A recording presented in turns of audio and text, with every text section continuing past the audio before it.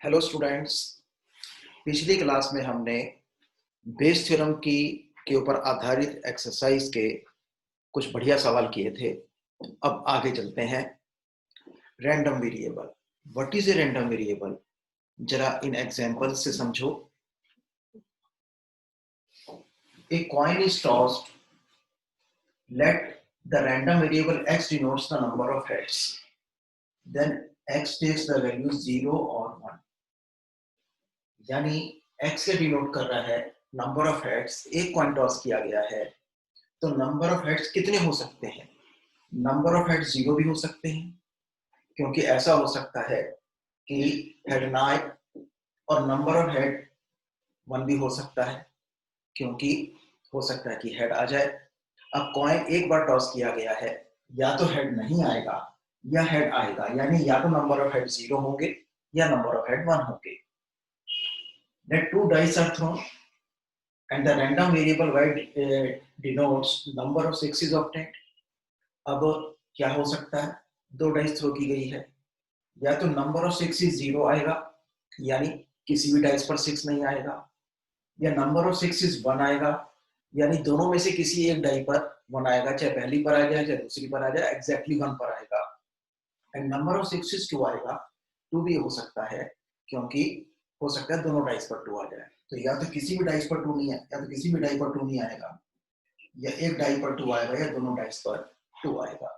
ओ, या तो किसी भी डाई पर 6 नहीं आएगा, या केवल एक डाई पर 6 आएगा, या दोनों डाइस पर 6 आएंगे। राइट? तो इसे रैंडम वेरिएबल इसलिए कहते हैं। Random means not fixed. तो कुछ भी हो सकता है, होगा इनमें से एक ही, लेकिन नंबर ऑफ सिक्सेस 0 भी हो सकते हैं, 1 भी हो सकते हैं, 2 भी हो सकते हैं, 3 नहीं हो सकते, क्योंकि जब डाई को फेंका ही 2 बार गया है तो 3 बार 6 कैसे आ जाएगा? Right? Let 3 cards are drawn from pack of cards.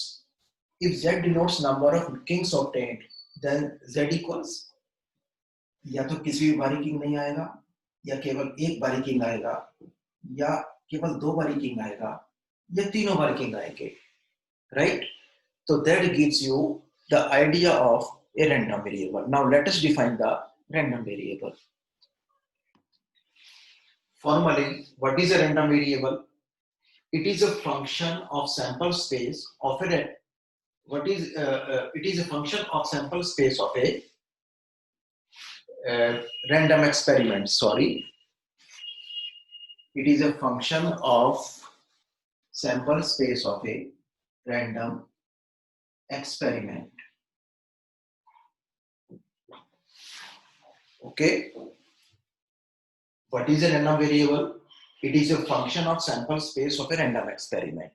Let us do the question. Question से और अच्छी तरह समझ आएगा. 2 cards are drawn with replacement from a pack of 52. Find the probability of number of aces. Let x denotes number of aces. Number of aces. Therefore, x equals 0, 1, 2.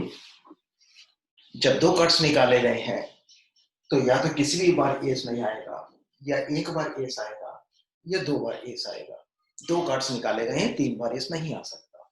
तो अब इनकी respective probability निकालते हैं। Therefore, probability when x equals 0। इससे पहले एक काम करते हैं, प्रोबेबिलिटी ऑफ एस निकाल देते हैं।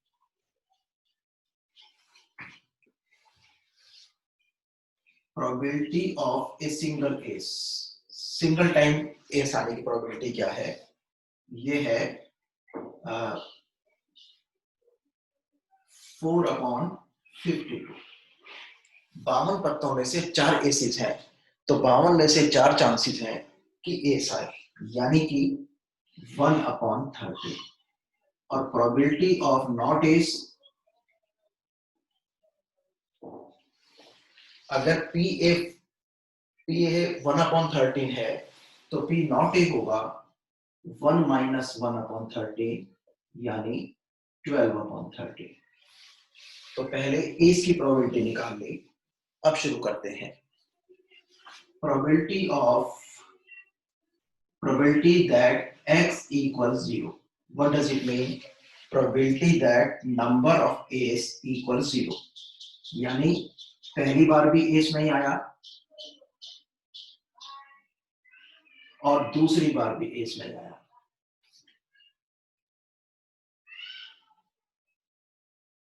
Equals क्या हो गया? 12/13 and into 12/13, 144 by 169. Okay, this is the probability when Px equals 0. Px equals 1. Number of A's is 1. इसका मतलब क्या हुआ कि पहली बार A's आए और दूसरी बार A's ना आए, या फिर पहली बार A's ना आए और दूसरी बार A's आए. अगर पहली बार A's आ गया दूसरी बार नहीं आया तब भी नंबर ऑफ एसेस 1 हो सकते हैं, और अगर पहली बार A's नहीं आया दूसरी बार आ गया तब भी नंबर ऑफ एसेस 1 हो सकते हैं. तो अब नंबर ऑफ एसेस 1 ये दो तरीके से हो सकते हैं कि पहली बार आ जाए और दूसरी बार ना आए, या पहली बार ना आए दूसरी बार आ जाए. तो it is equal to 1/13 A's आया एंड नहीं आया, और 12/13 नॉट A's, और के लिए plus not A's and A's. तो ये क्या हो गया? Twice of 1/13 into 12/13. It is equal to 24/169. Okay, और क्या हो सकता है कि number of ace, probability that number of ace is equals to, यानी कि दोनों बार एस आ जाए. तो प्रोबेबिलिटी दे एस एंड एस. अब इसको आगे भी देखेंगे, आगे के सवालों में भी. ये हो गया 1/13 यानी 1/169. एक मिनट,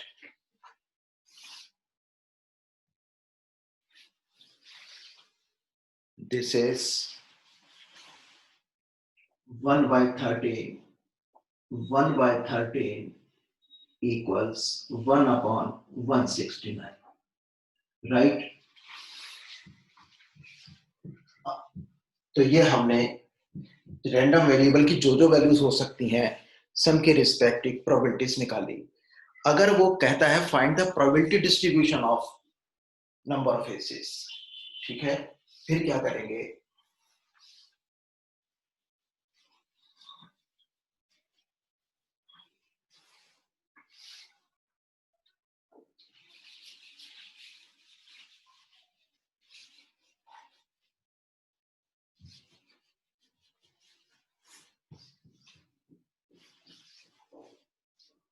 एक टेबल बनाएंगे, उसको नाम देंगे प्रोबेबिलिटी डिस्ट्रीब्यूशन ऑफ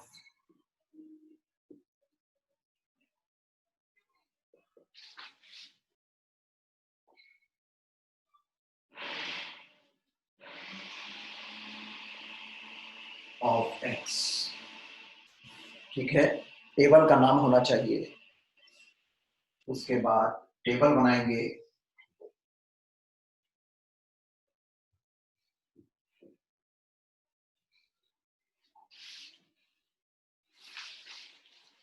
यहां लिखेंगे x, यहां लिखेंगे px. x की वैल्यूज हैं 0, 1, 2 और इनकी रिस्पेक्टिव प्रोबेबिलिटीज है 144/169, 24/169, 1/169. तो जब भी वो कहेगा फाइंड द प्रोबेबिलिटी डिस्ट्रीब्यूशन, तो इस प्रकार से टेबल बनाना जरूरी है. अब एक हम चेक कर सकते हैं छोटा सा, इन सब प्रोबेबिलिटीज का सम कितना है? 144 + 24 168 प्लस 169 169 अपॉन 169 यानी कि 1। प्रोबेबिलिटी डिस्ट्रीब्यूशन में टोटल प्रोबेबिलिटीज का सम 1 होता है। और ऐसा क्यों होता है? क्योंकि या तो अगर तुम 2 कार्ड्स निकालते हो या तो किसी भी बार एस नहीं आएगा, या दोनों में से केवल एक बार एस आएगा, या दोनों बार एस आएगा। इसके अलावा कुछ और हो नहीं सकता। तो ये तीनों मिलकर श्योर इवेंट हो जाते हैं। इसलिए प्रोबेबिलिटी डिस्ट्रीब्यूशन में हमेशा सम ऑफ प्रोबेबिलिटीज सब आ जाता है 1। तो इस तरह से चेक कर लेना चाहिए। Find probability distribution of number of doublets in 3 throws of a pair of dice। एक पेयर ऑफ डाइस को 3 बार फेंका गया है और हमें निकालना probability distribution of number of doublets। Let x denotes number of doublets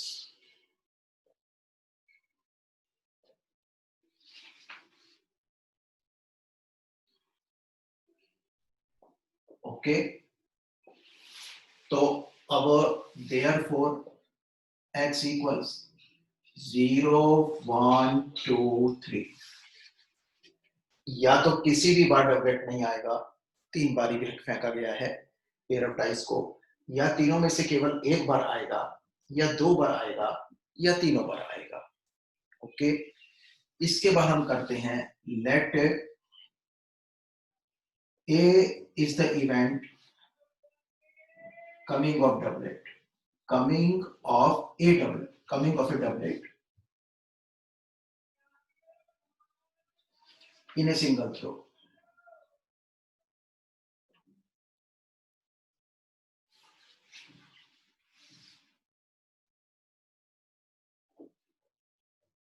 इससे हमारा सवाल आसान हो जाएगा लिखना। तो देयरफॉर प्रोबेबिलिटी ऑफ ए 6/36। जब 2 डाइस फेंकी जाती हैं तो टोटल आउटकम्स होते हैं 36। उनमें से 6 ऐसे हैं केवल कि दोनों पर सेम नंबर आए, यानी डबलेट आए। 1 1 2 2 3 3 4 4 5 5 एंड 6 6। तो 6 आउट ऑफ 36 चांसेस हैं कि एक डबलेट आए, यानी कि 1/6। And probability of not doublet ऐसे लिख सकते हो, इट इज इक्वल टू 1 - 1/6 5/6। ठीक है, देयरफॉर अब शुरू करते हैं। जब डबलेट डिफाइन कर लिया सिंगल थ्रो का, तो P x equal 0, probability that number of doublets equal 0, यानी probability that first is not doublet, second is not doublet, third is not doublet equals 5/6 and 5/6 and 5/6, यानी 125/216। फिर probability that number of doublets equals 1। अब ये किसी भी बार हो सकता है, तो probability that first doublet, second not, third not, और first not, second doublet, third not, और first not, second not, third doublet. तो इस प्रकार से जब डाई को 3 बार फेंका गया, तो ऐसे भी हो सकता है पहली बार डबलेट आए, दूसरी बार ना आए, तीसरी बार ना आए, या फिर पहली बार ना आए, दूसरी बार आए, तीसरी बार ना आए, या फिर पहली बार भी ना आए, दूसरी बार भी ना आए, तीसरी बार आए। Okay, this is equal to, तीनों बार क्या है, एक बार आने की प्रोबेबिलिटी है, 2 बार ना आने की प्रोबेबिलिटी है, 3 × I 1/6, और ना आए की 5/6 है, ये इक्वल्स, तो क्या आ गया 75/216। ओके, फिर है probability that x equals to, यानी 2 बार आए और 1 बार ना आए, ये भी 3 बार हो सकता है। प्रोबेबिलिटी दैट पहली बार आए, दूसरी बार आए, तीसरी बार ना आए, या फिर केवल दूसरी बार ना आए, या फिर केवल पहली बार ना आए। ओके, ये हो गया thrice into 1/6, 1/6 and 5/6. This is 15 upon 216. And probability that x equals 3, यानी first is doublet, second is doublet, third is doublet, यानी 1/6, 1/6, 1/6. It is 1/216. ओके, ये हो गया। अब इसको तुम टेबल में दिखा सकते हो।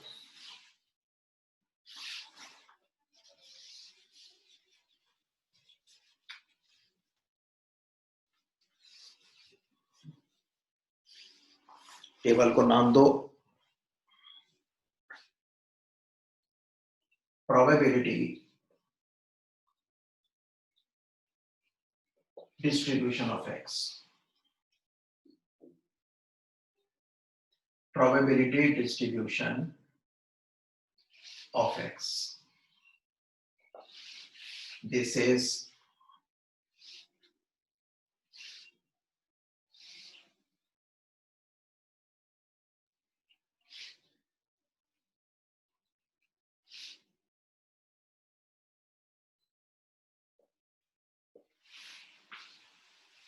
zero, one, two, three. ये है px इक्वल 0 की है 125 अपॉन 216, फिर x इक्वल्स 1 की है 75 अपॉन 216, फिर x इक्वल्स 2 की है 15 अपॉन 216 और फिर है 1 अपॉन 216। लेट अस चेक कि इनका टोटल 1 है कि नहीं। 125 प्लस 75 225, सॉरी 125 प्लस 75 200, 215 216, तो ये हो जाएगा। इनको ऐड करेंगे तो 216 बाय 216 दैट इज 1। तो हमेशा चेक कर लेना चाहिए कि टोटल प्रोबेबिलिटी 1 है कि नहीं। जरूरी नहीं है कि 1 है तो सवाल सही ही होगा, लेकिन मोस्ट प्रोबेबली सही होगा। Probability of small x equals 0.1 if x is 0, kx if x equals 1 or 2, k 5 minus x if x equals 2 or 3, and 0 if x is greater than 3, right? तो अगर हमें k की वैल्यू निकालनी है, अच्छा सबसे पहले हम टेबल बना लेते हैं।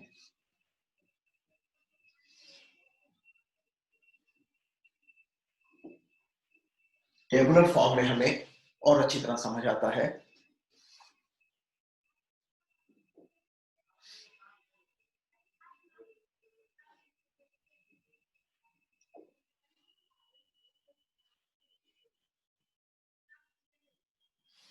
अगर x इक्वल 0 है तो प्रोबेबिलिटी है 0.1, x इक्वल्स 1 है तो प्रोबेबिलिटी है kx, और x 1 है तो प्रोबेबिलिटी हो गई k, 2 है तो भी प्रोबेबिलिटी है k।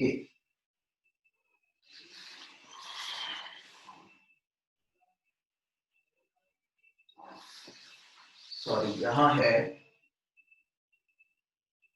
3 और 4,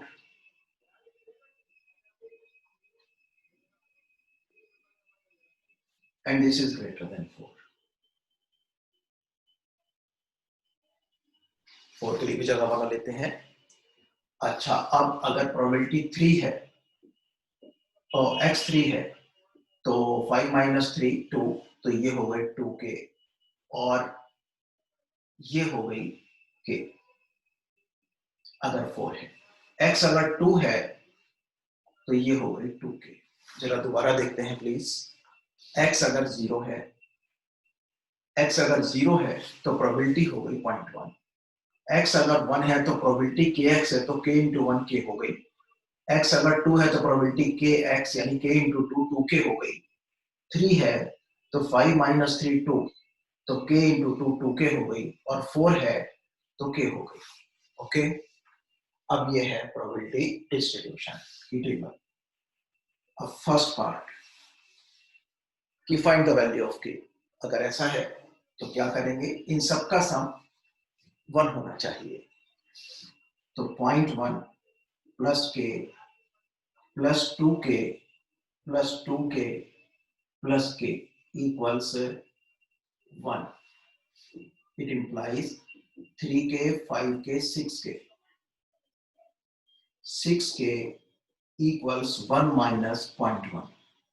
It implies 6k equals 0.9.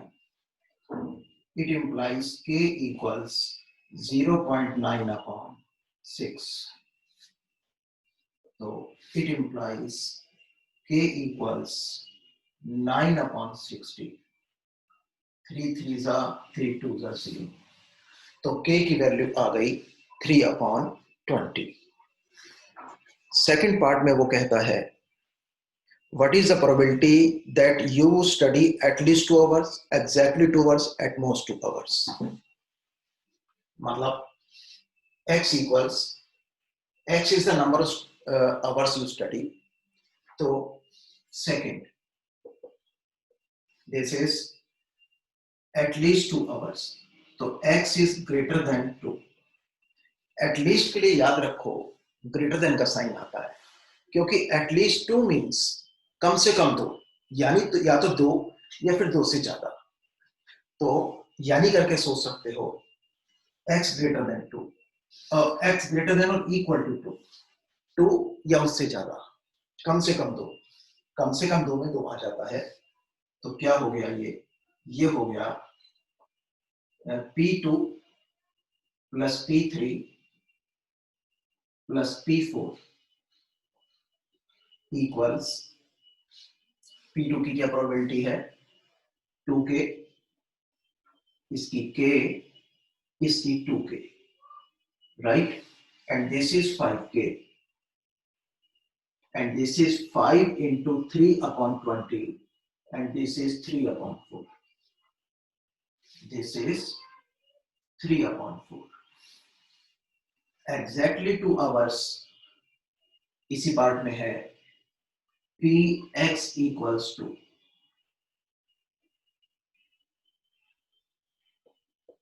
यानी P2 कितना है 2k, यानी 2 into 3 upon 20, यानी 3 upon 10। एट मोस्ट 2 hours का अब अपने आप निकालिएगा। ओके, चलिए एट मोस्ट 2 hours का भी देख लीजिए। Px लेस देन 2, क्योंकि वो कह रहा है ज्यादा से ज्यादा 2, यानी 2 या उससे कम, यानी करके सोच सकते हो। तो क्या क्या आ गया इसमें, P0 plus P1 plus P2। ये P0 इंक्लूड करना है, इसलिए मैंने ये सवाल करने का पर पुनः विचार किया। अब ये हो गया K, sorry 0.1 plus K plus 2K। Okay, और ये आ गया 0.1 यानी 1 अपॉन 10 प्लस 3K। तो 1 अपॉन 10 प्लस 3 इंटू 3 अपॉन 20, यानी 1 अपॉन 10 प्लस 9 अपॉन 20। तो ये हो गया 11 अपॉन 20। ओके, इसको मैंने सोचा 2 अपॉन 20, 11 अपॉन 20 हो गया, राइट। आज हमने देखा कि रैंडम वेरिएबल क्या होता है और उस पर कुछ सवाल देखे।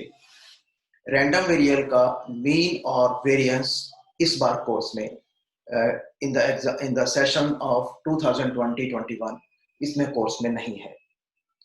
तो रैंडम वेरिएबल क्या होता है और उसके ऊपर कुछ सवाल देके इनका अभ्यास करो। ओके, फिर मिलते हैं। Good bye.